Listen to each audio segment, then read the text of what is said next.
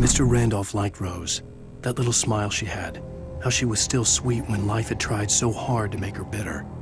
It wasn't any of his business what she did in her trailer, but those strangers, the writer and his smart-ass sidekick, looked like trouble, and they'd been in there for hours, way past her normal bedtime.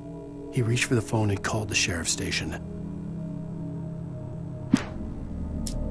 For decades, the darkness that wore Barbara Jagger's skin slept fitfully in the dark place that was its home and prison. It was hungry and in pain. It dreamed of its nights of glory when the poet's writing had called it from the depths and given it a brief, terrible taste of power and freedom. The rock stars had stirred it from the deep sleep the poet had sunk it back to in the end. When it sensed the writer on the ferry, it opened its eyes. Nightingale stared through the broken studio window into the dark woods. He turned around, started to walk out, but Maine grabbed his arm. "Young man, you almost shot me. You don't shoot off rounds at people like that. What's the matter with you?" Nightingale shook his arm free, marched out. His cheeks burned with rage and humiliation. Sarah trusted her gut, and her gut said Agent Nightingale was an asshole. He felt wrong, and it wasn't just the smell of stale booze. It was in the way he flashed his badge, pulled rank, the look in his eyes when he wanted answers. Where was Alan Wake? What was this about an accident? Where was his wife? And most importantly, why did she let Wake go? He wouldn't answer her questions. Federal business was all he'd say. The pipe wrenched itself loose from the bridge's steel framework. Wrapped in darkness, it floated in midair, twitching. For a moment, I didn't understand what I was looking at. The heavy object lurched at me with impossible force. I threw myself out of the way, but just barely. When I turned my flashlight on it, it shook in a dark rage before it flew at me again. I slammed the door shut right in his smug face. He pleaded for me to open the door. True to form, the asshole actually thought I would obey. I had no sympathy left, no guilt either, not for him. I took a moment to savor the scream. I bet I had a smile on my face. It was all that I had time for. The dark presence was inside the lodge with me. The darkness surged towards me, sucking everything loose from the ground into its depths, tugging at my clothes. I saw the flare the kidnapper had dropped and threw myself towards it just as I felt my feet leave the ground. The darkness embraced me with the force of a tornado. Somehow I managed to light the flare. The darkness roared and cast me away. I fell toward the dark waters of the lake far below.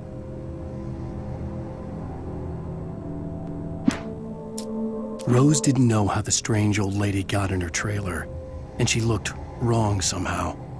The woman showed her teeth in an approximation of a smile and traced a finger down Rose's cheek. "Pretty girl," she said.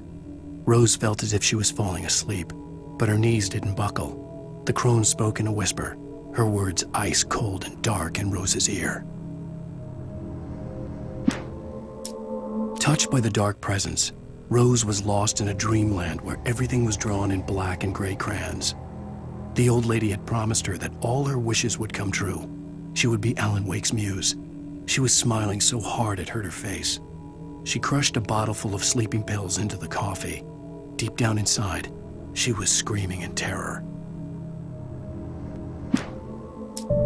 Danny had stepped out, but what stumbled back in was something else, something alien, a monster. Walter tried to kill it, first with his fists, then a chair. It wouldn't die. Instead, it kept coming, unaffected by the beating it had taken. After Walter managed to kick it down the cellar stairs, fear took over. He ran, got behind the wheel, gunned the engine. The booze wouldn't make him forget, but he knew he had to try. The bulldozer's engine roared to life. Mud and rocks flew as it fought for traction.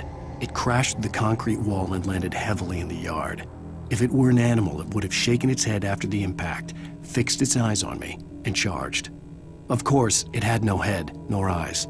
Shadows crawled on its form, twisting it into a monster. Then, it came for me. Even after all this time, hearing the Night Springs theme caused a surge of conflicting emotions in me. It'd been my first real writing gig. Barry had known a guy who knew a guy. and suddenly I'd been a semi-regular writer on the show. I'd always been ashamed of the job, felt it was trash. I'd wanted to be an artist, a novelist. I'd been naive back then. It had taken a long time to learn to be proud of the work. With Nightingale gone and the night wind blowing in through the broken studio window, Maine stared at Sarah. The sheriff looked away. Maine's voice shook with barely controlled anger. That boy's doing more drinking than thinking. I hope you know what you're doing, Sarah. He's got a sickness in his eyes. You take my word for it. He wants Wake for a reason, and it's not for anything good. When Thomas Zane fell for Barbara Jagger, it happened fast. She was young, vibrant, and beautiful, full of life. He had never been a very happy man, and without any seeming effort, she had changed all that. Zane felt good for the first time in his life. Everything she did was another piece of a jigsaw puzzle he hadn't even known he'd been missing. And best of all, she made the words flow, strong and sharp. She was his muse. Some of the taken retained echoes of their former selves, but these were just the nerve twitches of a dead thing. Nothing remained but a shell covered and filled with darkness. In most cases, these puppets were enough for the purposes of the dark presence. But for anything more elaborate, as with the writer, it was different. It needed his mind. And so rather than taking him over completely, it merely touched him. I stared through the bars of the jail cell. Barry stood behind me, swaying on his feet, looking as ill as I felt. Agent Nightingale stood on the other side of the bars with Sheriff Breaker. Nightingale had a stack of manuscript pages in his hand. He seemed unhinged as he gloated. Well, I've got you now, Raymond Chandler. It's all here, all the evidence, including conspiracy to murder a federal agent. Things were never as simple in real life as in fiction. I had lost count of the times I had wished there'd be a clear reason for my writer's block. Something to fight, something to lash out on. There wasn't. I was filled with doubt. I was nothing like the hero in my books. Alex Casey had gone through his life with single-minded determination, never wavering from his goal. Even now, I was angry at myself, angry at Alice, angry at Barry. I was fumbling and I had no plan.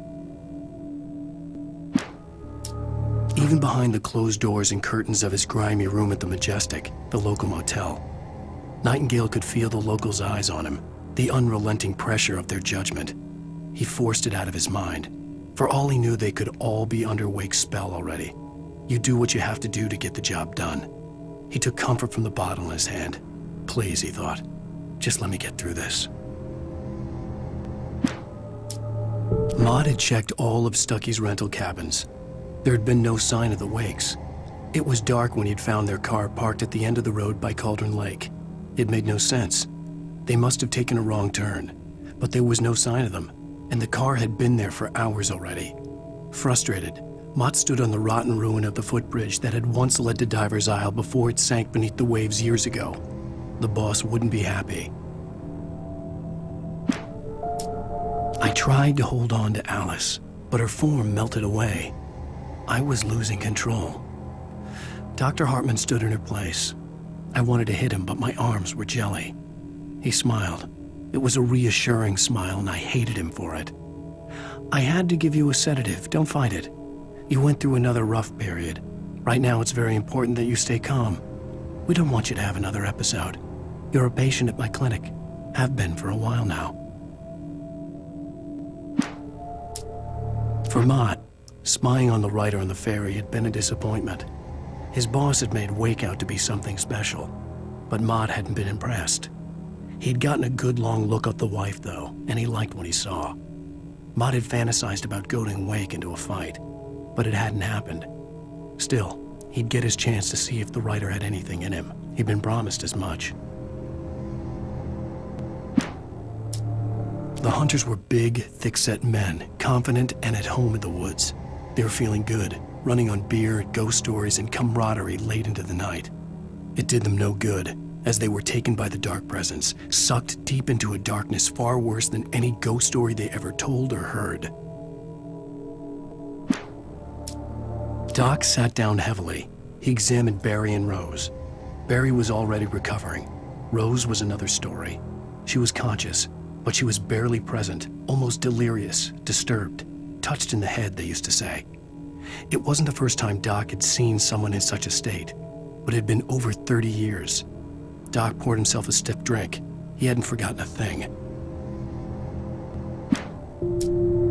I lifted the page in front of my eyes and read it. In it, I lifted the page in front of my eyes and read it. In it, I lifted the page in front of my eyes and read it. In it, I lifted the page in front of my eyes and read it. In it, I lifted the page in front of my eyes and read it. In it, I lifted the page in front of my eyes and read it. Lightning flashed behind the windows of Cauldron Lake Lodge. Tor Anderson laughed and held the steel hammer above his head. Nurse Sinclair was trying to calm him down without success. Tor grinned madly and shouted, "My hammer's up. Here's a friendly poke from Molnir, wench."